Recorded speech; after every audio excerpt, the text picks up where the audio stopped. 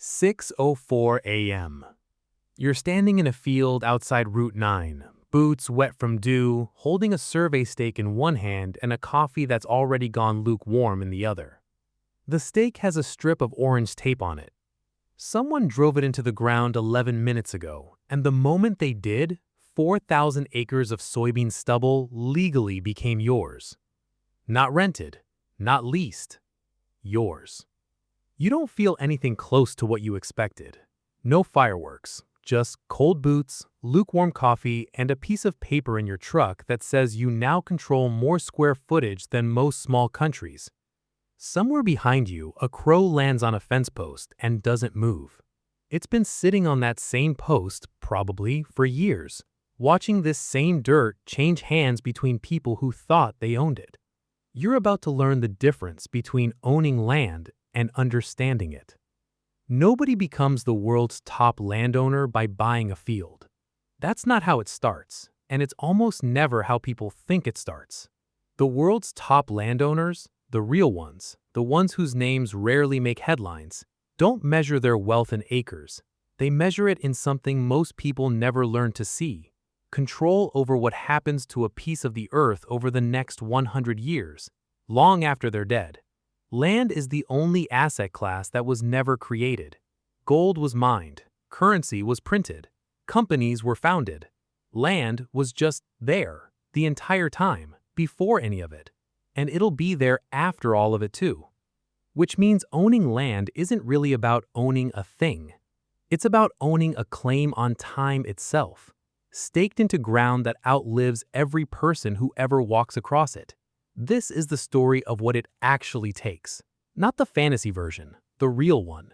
To go from standing in a field with wet boots to holding more land than almost anyone alive. And it starts, like every real kingdom does, with a number too small to be interesting. Level 1. The first 40 acres. You learn what you're actually buying. Before the 4,000 acres, there were 40. 3 years earlier, you bought a forgettable rectangle of farmland outside a town of 1,900 people for $6,200 an acre, $248,000 total, most of it borrowed. The land itself was unremarkable: flat, decent soil, a drainage ditch running along the east edge that flooded every April like clockwork. You didn't buy it because it was beautiful. You bought it because of something almost nobody checks first: the water rights attached to it, and a mineral clause buried on page 14 of the deed that the previous owner's family had forgotten they still held. Rule 1. You are never just buying dirt. You are buying every legal right stapled underneath it, and most sellers don't know what they're actually selling. This is the part that separates the people who end up owning a house with a yard from the people who end up owning the ground beneath entire towns. Land isn't one asset, it's a bundle. Surface rights, water rights, mineral rights, air rights, easements, zoning entitlements, and almost every transaction in history has involved someone selling the whole bundle for the price of the part they understood. You spent 4 months reading county records before you spent a single dollar. Not glamorous, nobody films that part. But by the time you signed for the 40 acres, you knew the aquifer beneath it better than the man who'd farmed it for 30 years. Level 2. Leverage. Land doesn't scale the way people think it does. Here's the mistake almost everyone makes when they imagine owning the most land in the world. They picture writing bigger and bigger checks. That's not how it happens. Nobody has enough cash to out-check their way into 4,000 acres, let alone 400,000. What actually scales is patience combined with structure. Day to day, this looked unglamorous. You formed a small holding entity, cost of $890 in filing fees, not to look impressive, but because land bought under a company, not your own name, is land that can be leveraged, refinanced, and expanded without your personal finances becoming the ceiling on how far it can grow. You used the 40 acres, appraised 3 years in at $312,000, as collateral for your second purchase. 220 acres 2 counties over, bought not from a proud family who'd farmed it for generations, but from a bank out of a foreclosure, for $4,100 an acre. Distressed land. Ugly paperwork. Nobody wants to buy land that comes with someone else's failure attached to it. Rule 2. The best land you'll ever acquire is land nobody wants to deal with the story behind. This is where the invisible versus visible principle shows up again, sharper than in almost any other asset. A visible landowner buys the postcard property, the vineyard, the mountain view, the land next to a celebrity's ranch, and pays a 40% premium for the feeling of owning something beautiful. An invisible landowner buys the flood-prone 40 acres with the forgotten mineral clause, the foreclosed 220 acres with the messy paperwork, the parcel nobody else wanted to make 3 phone calls about. You made the phone calls. By month 14, you controlled 260 acres. It still wasn't impressive. Nobody was writing articles about you. You were still driving a 2015 F-150 with 161,000 miles on it, because visible wealth, a new truck, a name on a barn, wasn't the point yet. The point was structure that could keep expanding without you personally funding every acre. Level 3. Silent compounding. What 4,000 acres actually looks like from the inside. This is the part of the story that has no highlight reel, because for 2.5 years, almost nothing visibly happened. You leased the 260 acres back to the same farmers who'd worked it for decades, not because you were being generous, but because farmers who've worked land for 30 years know things about it that no appraisal will ever capture. Which corner floods, which soil holds nitrogen, which fence line the deer use every fall. You collected $340 an acre annually in lease income, unglamorous, boring, and completely reliable. That lease income became the down payment for the next parcel, and the next, not through dramatic leaps, through the same quiet mechanism repeated with almost tedious consistency. Buy distressed or overlooked land, lease it back to people who understood it better than you did, use the income to buy the next parcel. Month 19, 640 acres. Month 26, 1,450 acres. Month 31, 2,900 acres, after a single transaction where you acquired a struggling agricultural trust holdings during a family dispute nobody else wanted to get near, because litigation is ugly and most buyers walk away from anything with lawyers already involved. Rule 3. Everyone wants the land. Almost nobody wants the land with a problem attached. The problem is the discount.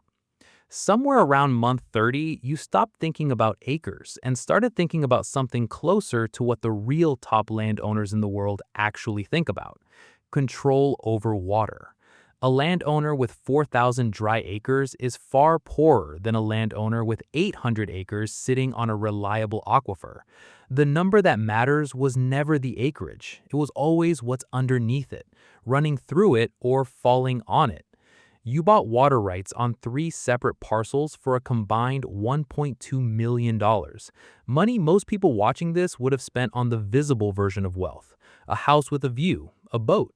Instead, you bought the right to something almost nobody can see: control over what happens to thousands of acres during the next drought. Level 4. The first real test: when the ground turns against you. Every kingdom built on land eventually faces the same siege: the year the weather doesn't cooperate. Month 39. A drought settles over 3 counties, the worst in 11 years. Your leased farmers are struggling. Crop yields drop 34% on land that had never dropped below 90% of projection in a decade. 2 tenants can't make their lease payments. A neighboring landowner, someone who'd expanded fast on thin margins, no reserve, starts quietly selling off parcels at a discount just to cover his own debt. This is the moment the invisible wealth, built patiently over 3 years, does the only job it was ever built to do. You have the reserve, not flashy, not photographed, just sitting there to extend 2 tenants' lease terms rather than evicting them into a drought.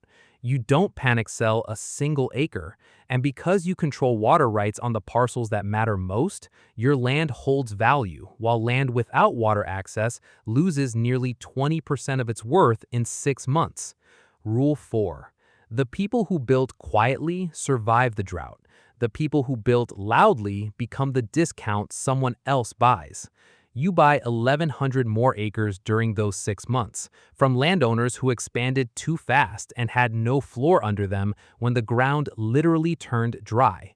Not because you were ruthless, because you were the only one standing with dry powder when everyone else was standing in a field that wasn't producing. By month 45, you control just over 4,000 acres. Level 5.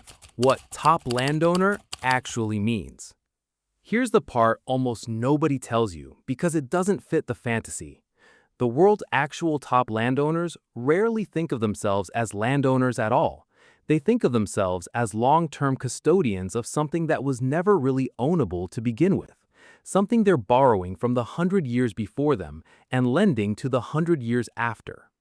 You realize, standing on the same field where this started, that the number 4,000 acres or 40,000 or 400,000 was never the actual measure of the thing you built.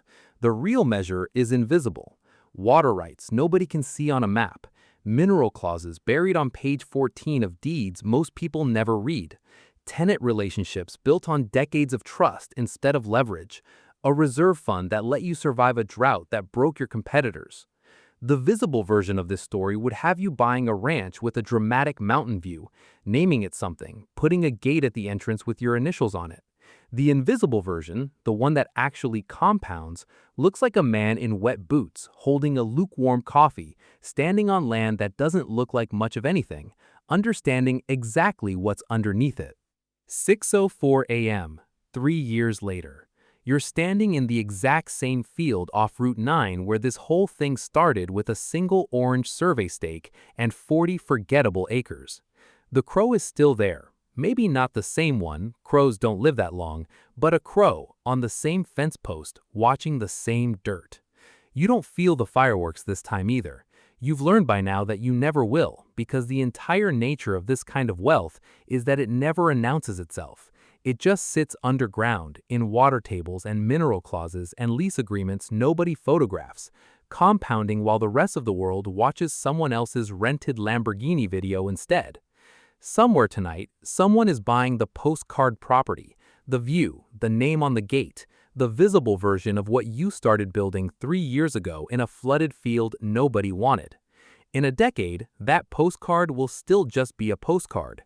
Your dirt will still be producing. That's the part nobody tells you about becoming the world's top landowner. It was never about how much ground you stood on. It was about how much of it you actually understood, standing in the cold, before anyone else thought it was worth the trouble.